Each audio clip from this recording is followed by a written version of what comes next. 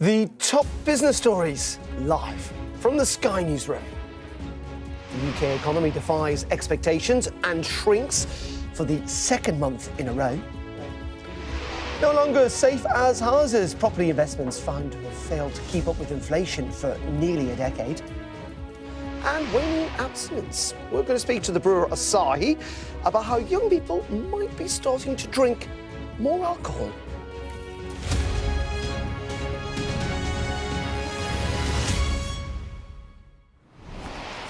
Very good morning on this Friday, Business Live with me, Darren McCaffrey. Well, the UK economy contracted for the second consecutive month in May. That's according to the Office for National Statistics. The contraction comes despite the worst of US President Donald Trump's tariffs having been paused. Well, let's have a look at those official figures in detail now. They show the UK economy contracted by 0.1% in May, which followed, of course, a 0.3% contraction in April. Elsewhere, services grew by 0.1%, but production and construction contracted by 0.9% and 0.6% respectively. But the figures released today also show that the economy actually grew in the 3 months to May of this year. Well, let's bring in our business and economics correspondent, Gurpreet. Now, very good morning to you. And this is, let's be honest about it, frankly, bad news for the Chancellor. Yeah, they're certainly disappointing figures for the Chancellor. The economy contracted by 0.1% in May. That was worse than expected. Economists actually thought we might be able to eke out some growth of about 0.1%. It didn't happen, and actually it's come after, as you said, a decline of 0.3% in April. And you might remember at the beginning of the year, ministers were actually celebrating the economy. The economy expanded by 0.7% in the first 3 months. But what these latest figures are showing us is that some of that growth at the start of the year was artificial. So you had businesses who were racing to get export orders out the door to beat potential tariff increases. You had property transactions that were being pushed through ahead of stamp duty changes. And then in April, we saw the hangover from all of that. Some of that being unwound, some of those distortions being ironed out, and we saw a 0.3% decline. And again now, a 0.1% fall. And on their own, monthly figures, they don't really tell us much. They can be pretty volatile.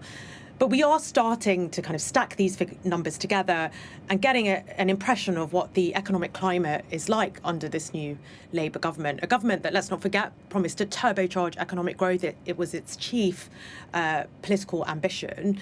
And it's necessary because with the public finances as constrained as they are, and with the government sticking to its fiscal rules, so that's to cover day-to-day spending with tax receipts, well, the way to grow tax receipts is to grow the economy. It needs economic growth. If it doesn't get it, then it's only got 2 levers it can pull, and that's to cut spending or to raise taxation, none of which are palatable options. And we've seen the sort of political fallout of all of that in the past few weeks. The Chancellor, for her part, Rachel Reeves, said in a statement following the publication of these figures that getting more money in people's pockets is my #1 mission. While today's figures are disappointing, I am determined to kickstart economic growth and deliver on that promise. And of course, Labour do have plans to grow the economy. They've announced things like planning reform, supply-side reforms, all of which do take a long time for us to feel the benefits of those, if we feel the benefits of them at all, if it works. And in the short term, well, we're in a low growth environment, and that means, as I said, that the options available to the government to meet their fiscal rules are not palatable. It's spending and it's tax cuts. Tax rises and spending cuts, sorry. Okay, Gurpreet, thank you. As always, they're live for us from central London, and we'll be returning to this a little later on in the programme. But first, let's bring you up to date with some of the rest of the business news this morning. And Heathrow Airport is seeking to raise its landing fees.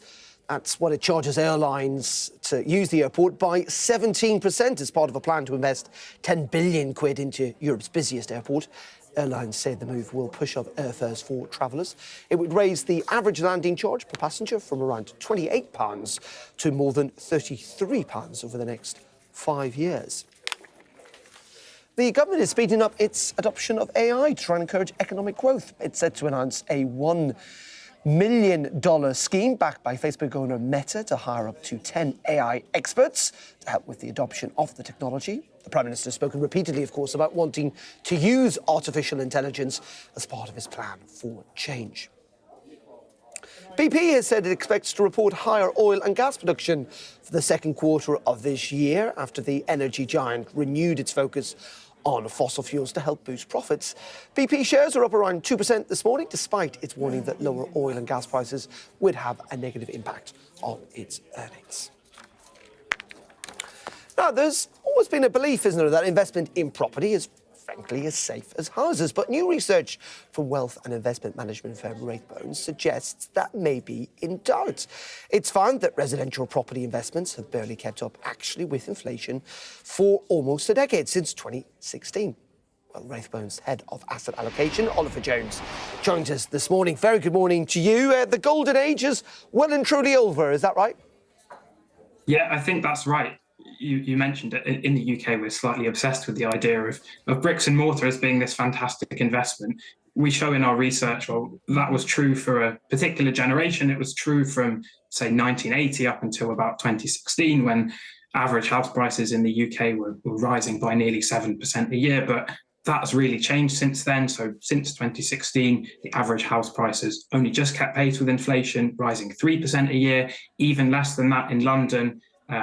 Why has that happened? Well, a couple of key factors. One, of course, that generation, the baby boomers, benefited from a huge decline in interest rates from their peak of 17% all the way down to zero in 2016. That, of course, has changed since. And then there's house building as well. We know that house building was incredibly low for most of that period, the 80s, the 90s, the 2000s. But I think it's underappreciated that has actually already begun to change. So house building now is probably at levels that we haven't seen since the 1960s. And of course, the government wants even more of it. So it's got its planning bill in Parliament at the moment. And then in the spending review a couple of weeks ago, 39 billion dedicated to affordable house building. So. Yeah.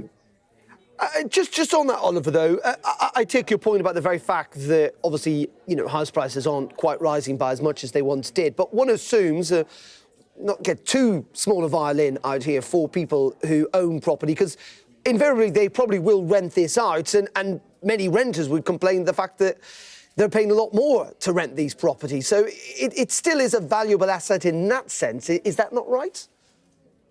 That's true, but even on the regulatory side, this government and the previous government started to realise how difficult things are for renters. We've got things like the Renters' Rights Bill in Parliament at the moment. Now, that's something that shifts the balance really from landlords to renters. It socially is probably a positive thing. It's a good thing that it's happening. The same with the fact that the government's trying to increase house building. From a social point of view, these things make sense, but they also change how we need to think about building wealth, investing for the long term, because something that has been a tremendous driver of wealth, something that's built wealth for so many people, will be less reliable in future, and indeed has been for the past 10 years. So millennials, Gen Z beyond them will need to look beyond property, look to equities, for example, when they're thinking about their long-term investment objectives. But Oliver, as you say, this is a consequence for some people, maybe benefits for others. I mean, if these landlords or people are investing less in property because of that return, does that then help the housing stock? It may mean that first-time buyers might find there are more available properties. I think that's potentially right when you're thinking about access to housing. I mean, that's what's driven this political change, right? This is why the government wants to encourage more house building. Again, from a social point of view, these things make sense. We heard the Conservative MP Tom Tugendhat talking about this earlier in the week. So again, from a social point of view, these changes make sense. From a investment point of view, when you're thinking about where's the right place for my money for the long term, it's also really important to bear in mind, just investing everything in property is not the reliable source that it was. And just very finally, Oliver, we're looking at some pictures there, as we do, of, just what looks like generic housing. It could be in any part of the UK. And that's my final question. Is this generic to the rest of the UK, or are we seeing places that are still doing better than others? Across the UK, I'd say that the slowdown has been most extreme in London. So it was London that did best of all in that golden age that I talked about from 1980 to the mid-2010s. And it's also London that's seen the biggest slowdown. But what I've talked about is happening everywhere. But yeah, London, the most extreme example, it benefited most, is potentially losing most as well. OK, Oliver, really appreciate your time this afternoon. Fascinating insights. Oliver Jones there, thank you. OK, let's return to our top story, of course. That is the UK economy shrinking for the second month in a row. Delighted to say we can speak to Patrick Farrell. He's Head of Research and is a Chief Investment Officer at Charles Stanley. Patrick, very good morning to you. We were reflecting there, weren't we? It feels like a long time, even though it's not, since apparently we're the fastest growing economy in the G7. Yes, it does seem like a long time ago, but I do think that some of the headwinds that we're facing as an economy are going to continue for a little bit longer. And it's very, very difficult for the government to come up with any sort of solution under this sort of regime. What are those headwinds? Talk us through them. I mean, there's some very clear, obvious ones in terms of, we've talked about Trump's tariffs and the global instability. There are far more fundamental ones, aren't there? They're quite difficult to disentangle, ones that have been around a long time. I think immediately of things like productivity. It really is quite a difficult area to kind of sort out, unsurprisingly. I mean, it definitely is. There are some structural problems which, even if the government had a very sort of clear agenda in terms of how they're going to address productivity, it's going to take a long time for that to eventuate. The headwinds from the external sector, like the trade policies and the higher currency that we're experiencing, that's going to be a little bit more difficult for the manufacturing sector. We're starting to see this. All that front running that we saw pre-tariffs is now starting to unwind a little bit.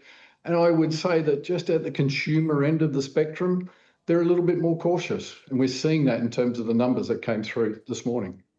Yeah, indeed. And this is not necessarily uniform, is it?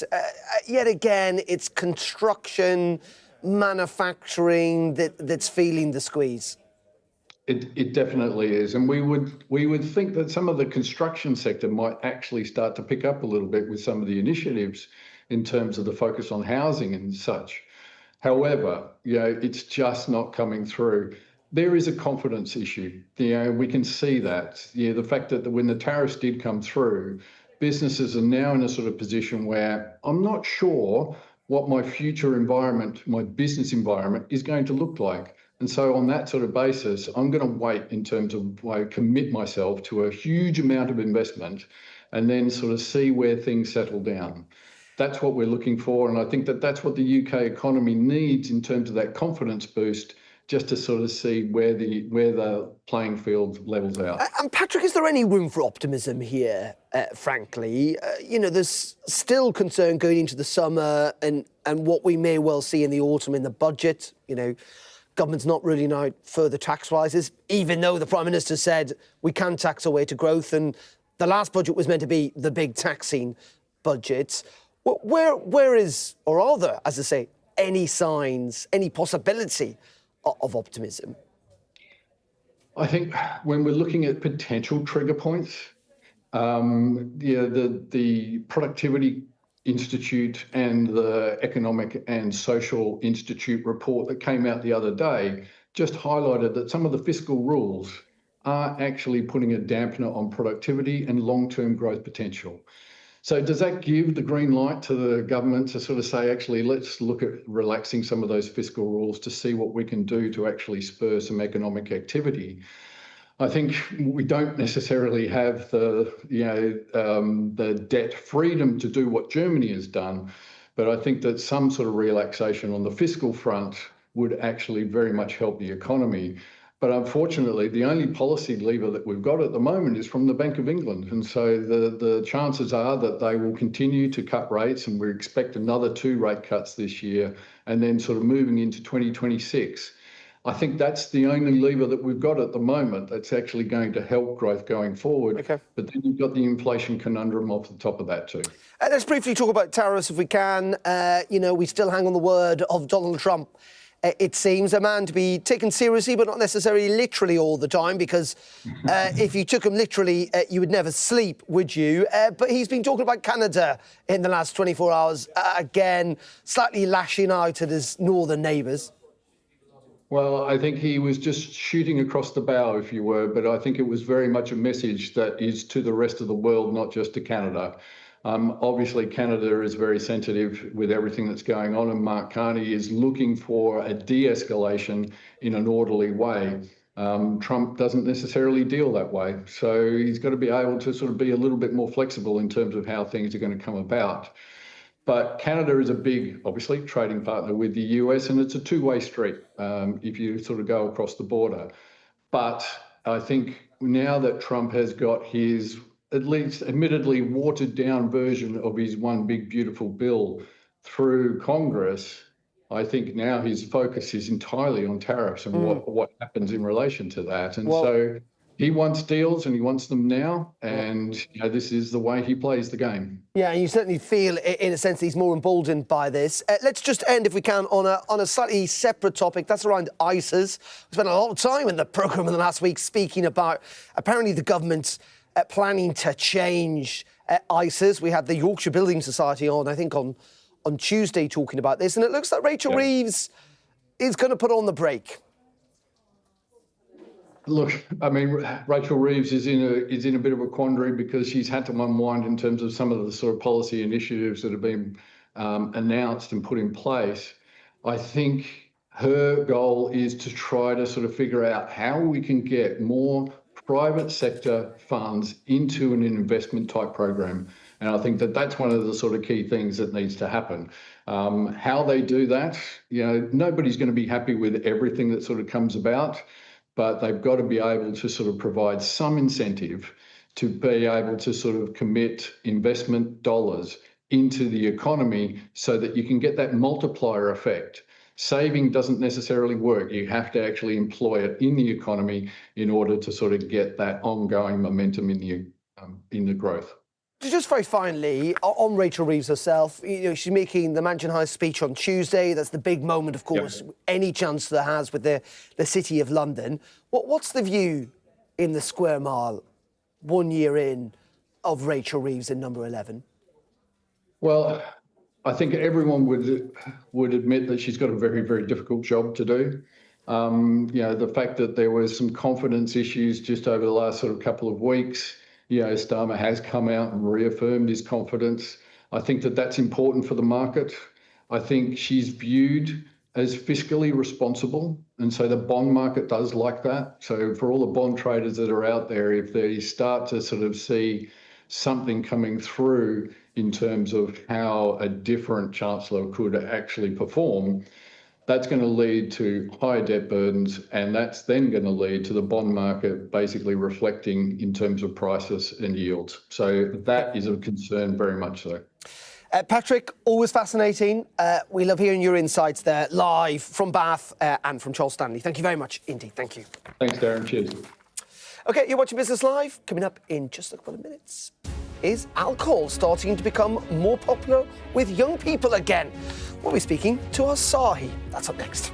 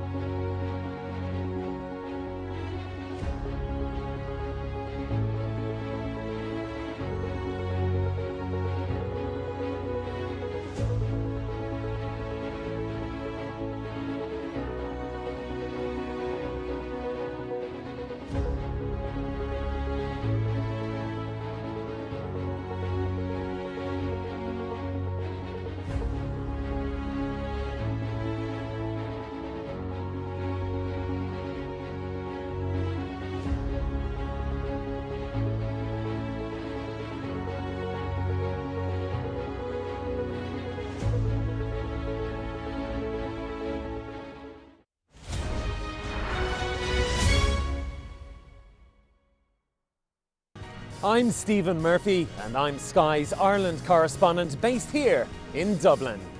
The waters of Ireland and Britain should be home to great white sharks. If there are great white sharks in this area, there's no reason they wouldn't come here to feed. It's basically a buffet on a beach. This could be not only a record-breaking storm, but potentially the most dangerous storm ever to hit Ireland.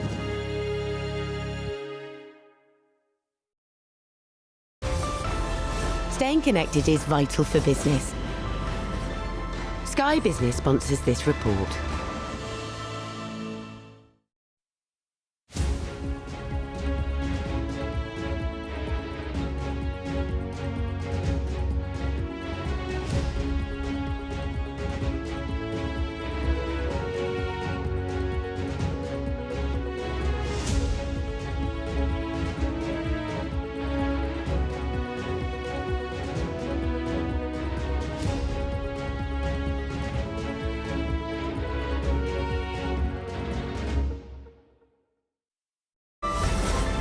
Sky Business sponsors this report. Welcome back to Business Live. Just going to bring you up to date with a little bit of breaking news in the last couple of minutes, and that is that Unite, the union, of course, one of the country's largest trade unions, has decided to suspend the membership of Angela Rayner, the Deputy Prime Minister. This is all in relation to what they say is her role in the Birmingham bin strike. They're holding a conference, Unite, at the moment, and they've decided to say that they're going to re-examine relationships with Labour and, as I say, suspend Angela Rayner from Unite membership. This follows an emergency motion at its conference in Brighton today, having condemned Birmingham's Labour Council and Labour government for attacking what it says is its bin workers. Just a brief statement from Sharon Graham, the General Secretary, saying Unite is crystal clear about calling out bad employers, and that Angela Rayner had every opportunity to intervene and resolve the Birmingham bin dispute, but instead backed a rogue council, peddled lies and smeared its workers. So Angela Rayner, Deputy Prime Minister, suspended from the Unite Union this morning with an emergency motion at the conference in Brighton. Now, it has long been the trend that young adults have shunned alcohol in favour of other recreational pursuits, but so-called generation abstinence has driven the adoption of 0% drinks and movements such as Dry January. However, there is no evidence to suggest that we may well have turned a corner and that they may not be quite as squeaky clean as we first thought, as growing numbers of young people seem to be opting yet again for alcoholic beverages. Well, delighted to say we can speak to Aditi Houlihan, who is Asahi's UK Sales Director and joins us now live from Woking. Very good morning to you. We spent a lot of time, haven't we, talking about how younger generations, Generation Z, may well not be drinking as much, and there's been evidence for that, but it is interesting that trend may well be changing. Pleasure to be here with you, Darren. You're right, there isn't one size fits all. What we have seen is that more and more people, both young people and older generations, are looking to moderate their alcohol consumption. In fact, what we see is over 40% of adults in the UK are looking to moderate that alcohol consumption. However, what we are seeing is that the beer industry is really resilient, and we are seeing value growth across both the on and the off trade. Yeah, I've always been fascinated by this idea of the zebra crossing essence of drinking, that you kind of have one normal beer, for example, or an alcoholic beer, and then you have a 0-1 to kind of measure things out over an evening or an afternoon. That's right. What we are calling that is zebra striping, so alternating alcohol drinks with non-alcoholic drinks. What we're seeing is 1 in 3 adults in the UK are actually using that as a way to pace their consumption. What we're also seeing is that occasions are often shifting towards earlier parts of the day, and midweek occasions may be more skewed towards non-alcoholic beverages than alcoholic beverages. It's not one size fits all, though, and what we do know is that when people are choosing to drink, whether it's non-alcoholic beverages or alcoholic beverages, they're making sure that they have these premium drinking experiences, and they don't want to compromise on the quality of what they're drinking or that experience itself. In saying that, many people will look at the cost, and I have to say I did this myself the other day, and, you know, a non-alcoholic beer is almost as expensive as an alcoholic one. Why is that? Well, in order to provide that premium experience, what we do certainly at Asahi, we've invested over £5 million in brand new technology in our brewery in Birra Peroni in Italy, which is about really making sure we use the same signature ingredients and recipe as we do for Peroni Nastro Zero to make the 0.0% liquid. So we let the alcohol develop, they let the taste profile develop, and then gently remove the alcohol so that when someone is drinking a non-alcoholic Peroni Nastro Zero 0.0%, they're getting the same refreshing Italian taste that they would from the alcoholic variant. So from a production perspective, it isn't cheaper to manufacture. In fact, there is more investment going into it. But of course, there is the duty benefit. And Desi, just in one word, if you can, I assume you guys are very pleased with this hot summer weather. Absolutely. It is great to see our pub industry absolutely thriving with the sun, especially since last year we had the Euros, which would drive more trade into pubs, bars and clubs. We're seeing that really the sun bringing people into the pubs instead. Dati Houlihan from Asahi, thank you very much indeed for joining us. Thank you. There you go. That's it from me. Back at 4:30 this afternoon. Join me then if you can. Sam is up next. Goodbye.